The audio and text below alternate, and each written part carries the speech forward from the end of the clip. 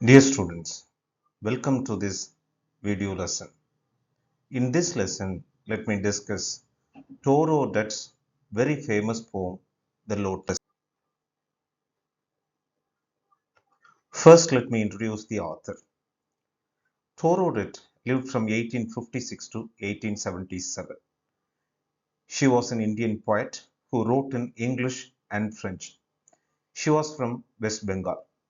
She contributed poetry to so many magazines that includes Lay Journal by Didier of Paris. Then she published Ancient Ballads in 1882. Her lifespan was very short. That is the reason why she couldn't write more. Otherwise, the piece of works that she wrote when she was alive, so that contribution was really immense. This poem, Lotus, was published in the Golden Treasury of Indian Poetry. So this particular edition includes so many Indian authors of that time, especially the works that were published between 1828 and 1965 were collected and published. So when this first edition came in 1970, at that time Toru Dutt's Lotus was also included. Now let me give you some introduction about this poem. So the Lotus is a Petrarchan sonnet. So the poem form itself conveys its meaning. For example, the entire 14 lines are divided into octave and sestet, part 1, part 2. So in the octave, in the first part, we find a problem presented.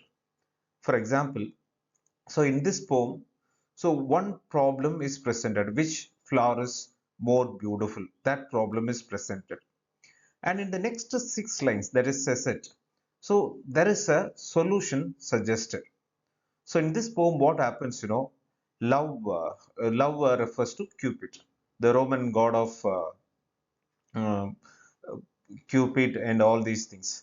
So love is personified and who produces life in different forms. So love comes and gives a solution in this poem. Now, Flora. So love comes to Flora only. Who is Flora? Flora is the Roman goddess of flowers and spring.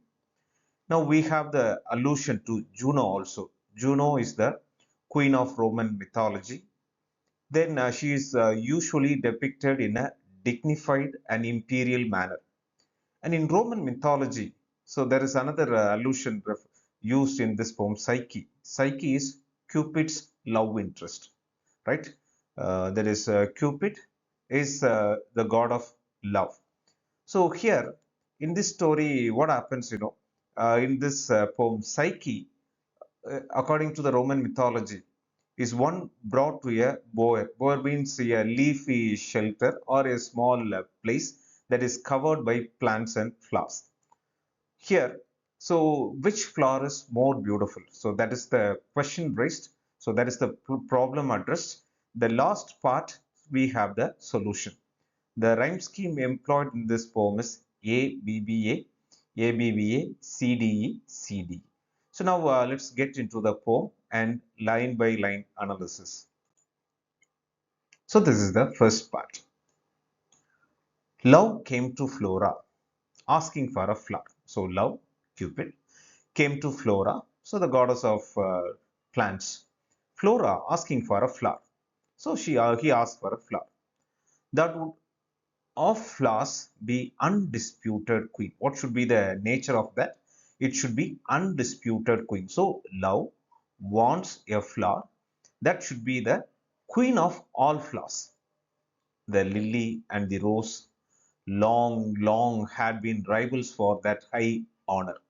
So already two flowers are in competition for that position. So who are the or what are the two flowers? Lily and rose. What is the color of lily? White. A rose, the name itself states. So these two flowers are competing for the high honor of which flower is more beautiful. Bards poets, bards of Par had sung their claims. Bards of Par refers to the royal poets, the poets who are part of the royal courts. So had sung their claims. They have sung in their own way. The rose can never tar like the pale lily with her Juno mane. So what is the thing conveyed? The rose, though it is beautiful, it can never reach the princely state of pale lily. So with a Juno mane. So Juno already we know the queen in Roman mythology. But is the lily lovelier? Then so when it is stated rose cannot reach the kingly state or princely state of lily, then the question arises. It is a rhetorical question. So then, is the lily beautiful? Thus, between flower factions rang the strife in psyche. So it so happened. So the conflict arises. So which is lovelier, lily or rose? So the flower factions, the fight continues. Strife here we can take it as fight. So Psyche, who is Psyche? Psyche is the love interest of Cupid. Give me a flower, delicious as the rose and stately as the lily in her pride. So this is the request or order of Cupid. So what kind of flower Cupid wants? He wants, give me a flower, delicious as the rose. It should have the sweet smell of rose and stately as the lily in pride. So it should be more beautiful and at the same time it should be royal. But of what color? Rose red, love first chose. So love, when Flora asks what kind of color you need, first Cupid says rose red. Then no, like that. Then pray, no, lily white. So both provide. So the god Cupid is indecisive. He wants the combination of both rose and lily. And Flora gave the lotus.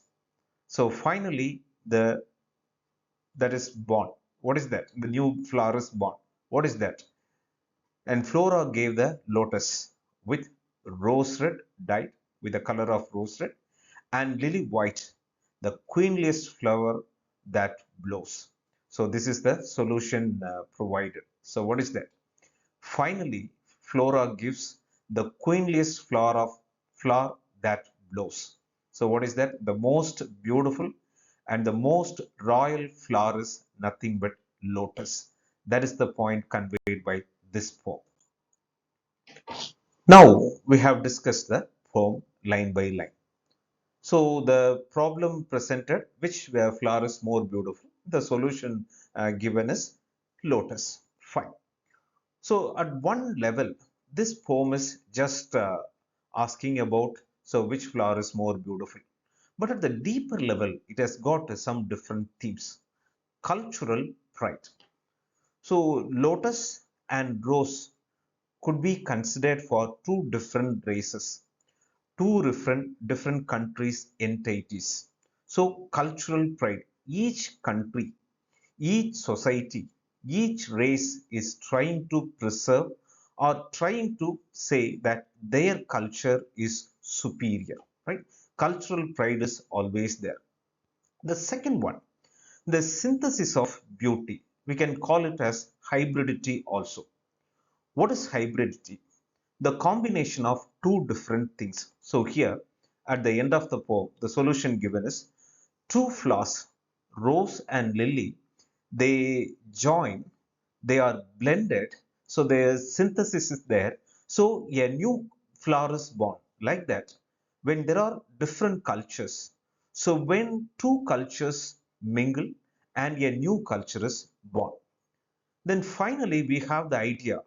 So after all these things, so we may overcome superficial ideals. So what is that? We have so many things we have. So we one side we so as the given in this poem. So rose is superior, lily is superior, so like that. But what happens? Better than these two, some other thing also can come. So the inherent meaning is, so people strongly believe that their culture is superior and his culture is inferior. But the truth is there could be multiple truths. So this uh, important idea has been conveyed in this poem. So, dear students, this poem is a celebration of beauty. This poem is the celebration of cultural hybridity. So, this is the country in which people of different cultures live peacefully. If you take this poet, she was born in India, she lived in Paris, France. So she experienced these cultural differences and hybridity. That's why she was able to come out with such a beautiful poem. Thank you. All the best. Have a nice day.